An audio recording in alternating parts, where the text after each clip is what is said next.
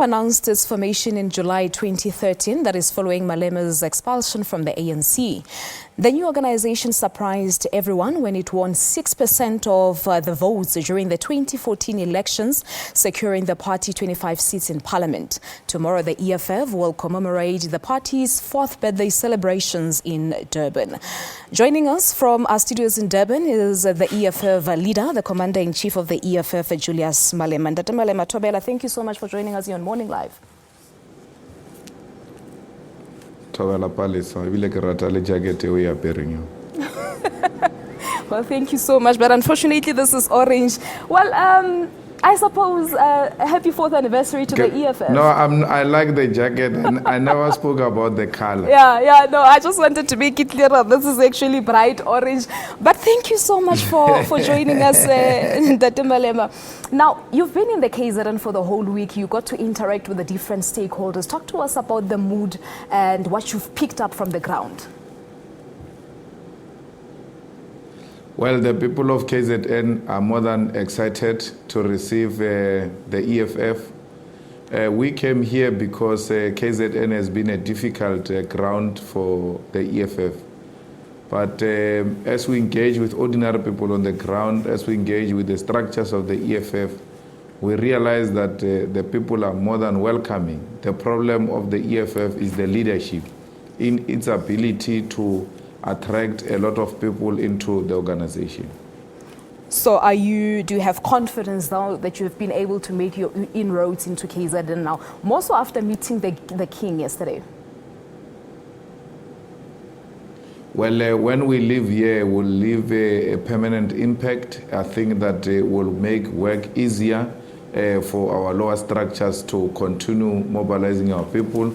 We met the king yesterday and met the elders who came to celebrate the king's birthday. All of them were excited to celebrate that important day with the leadership of the EFF. Let's talk a little bit about your meeting with the king. You didn't really get to say much besides the fact that the king had actually given the EFF an advice to sort of stop being disruptive. Talk to us about that.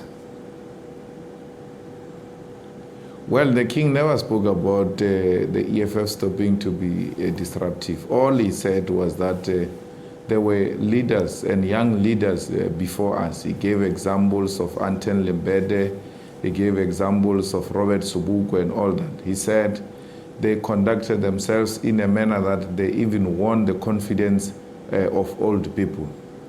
And because we are young, we should be able to conduct ourselves in a manner that even old people will be proud to associate with the EFF. And he celebrated the fact that the EFF is very brave. The EFF raises its issues without fear or favor. And we left there re-energized and ready to work more harder because the king of the Zulu nation appreciates the good role the EFF is playing.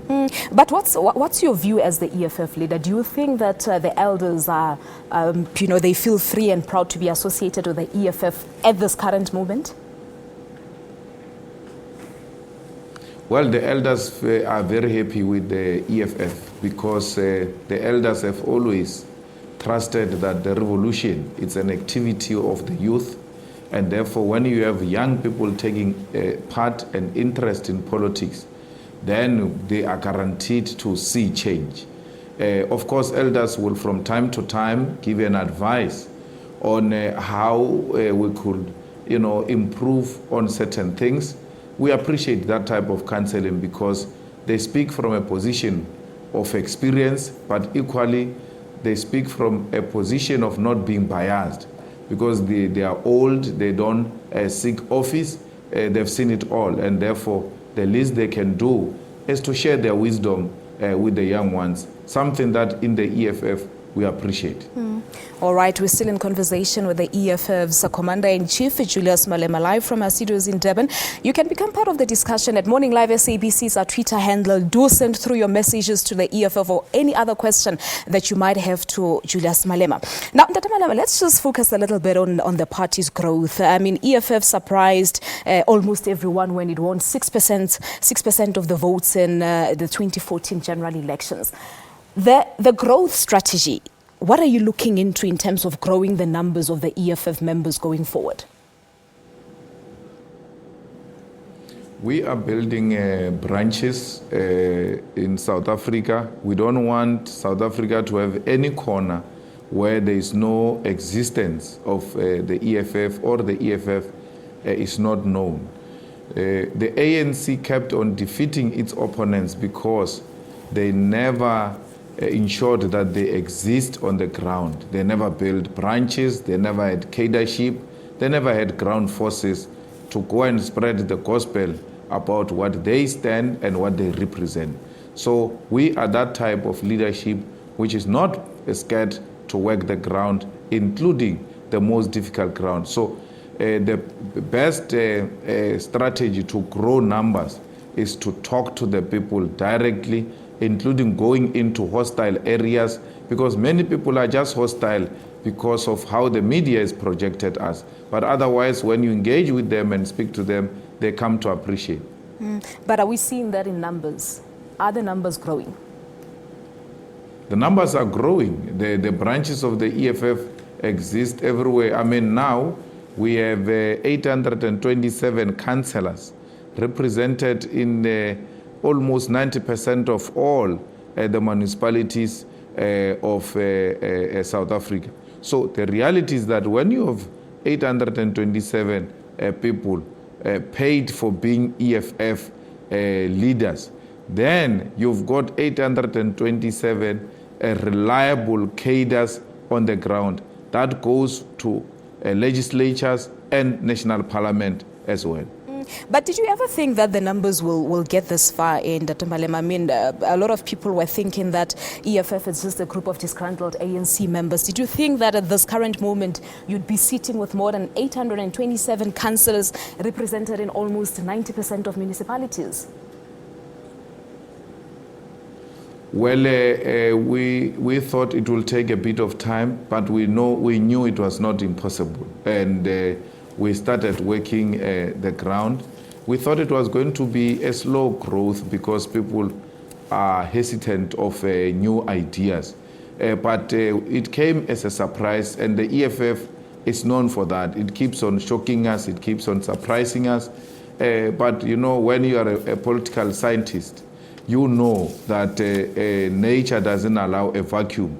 And therefore, a vacuum in the leftist politics makes it possible for the EFF to grow the way it is growing.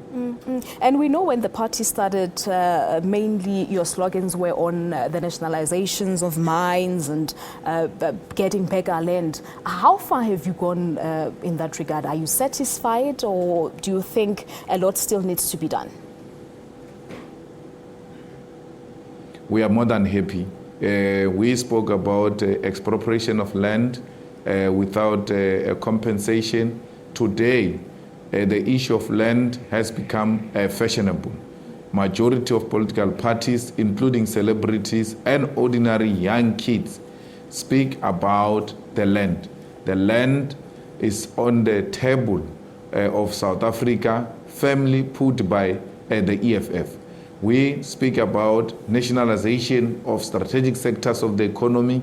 There is a huge debate now in the country on how do we transform the economy to benefit the majority of our people.